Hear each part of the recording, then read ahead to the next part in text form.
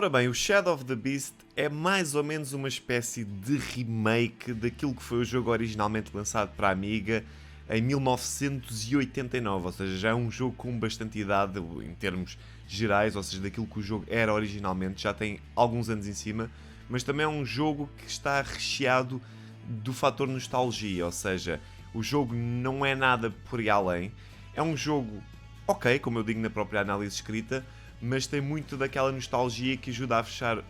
os olhos a alguns para alguns pequenos problemas que ele possa ter. Em si, a jogabilidade é mais ou menos uma mistura entre um jogo de ação e um jogo de plataformas. Isto porque tu jogas com a personagem principal, ele é uma espécie de criatura barra guerreiro que andava a fazer mal às pessoas e começas logo no primeiro cenário a fazer mal aos humanos. E depois a história segue um bocado aquele registro de tens de perseguir o vilão e vais entrando em novas áreas e por aí afora. E então tens de misturar, de certa forma, plataformas que podes escalar, podes passar por portais, tens alguns puzzles e depois em si a jogabilidade é uma mistura entre, vamos imaginar um God of War em 2D, porque também tem muito sangue e muita violência, e uma espécie de jogo de combos, onde, por exemplo, às vezes é preciso carregar os botões em determinadas alturas para fazer combinações, é preciso teres atenção ao sangue que tens acumulado para fazer outros combos, ou usar habilidades especiais, podes agarrar os inimigos para lhes roubar sangue também e roubar vida, ou seja, tens este género de mistura entre os dois elementos que, embora funcionem bem, acabam por pecar um bocadinho pela falta de precisão nos movimentos. O jogo é um bocadinho, não é bem de ser lento, mas é um bocado vagaroso, a personagem não responde assim tão bem, ou seja, parece que estamos quase a controlar às vezes uma espécie de um tanque, vamos assim dizer, porque o próprio personagem demora a arrancar quando vai a correr, os movimentos são um bocado desajeitados, ou seja, parece que nem tudo corresponde ou responde à velocidade pretendida. O jogo tem alguns elementos de multijogador, mas não é nada que seja um multijogador comum, ou seja, aqui é um bocado assincrónico. Tu podes encontrar certos elementos de outros jogadores no cenário através de uma espécie de poças de sangue, onde podes ver as suas estatísticas e por aí afora,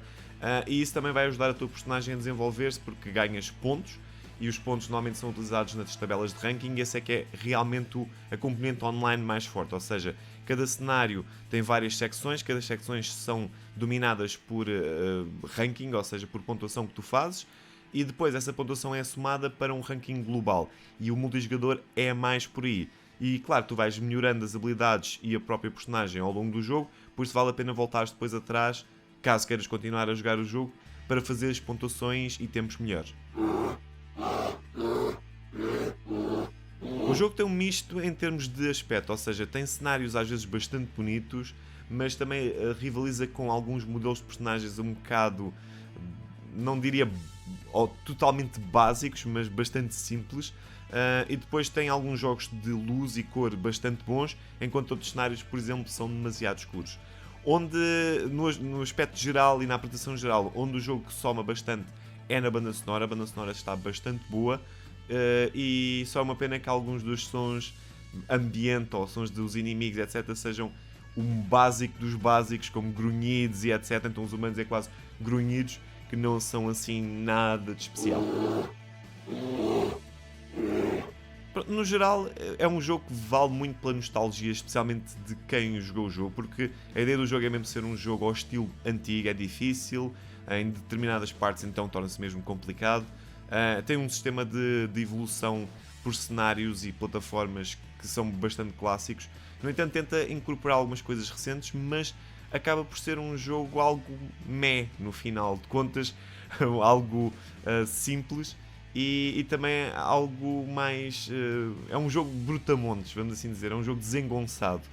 E algumas pessoas vão gostar dele, outras nem por isso. Por isso, o que eu acho é que quem quer experimentar o jogo deve dar assim deve experimentar uma demo ou jogar na casa de alguém primeiro antes de se arriscar, porque não é um jogo que vai agradar a todos e só os verdadeiros fãs do original é que vão conseguir perdoar todas as falhas dele, porque de resto é um jogo ok.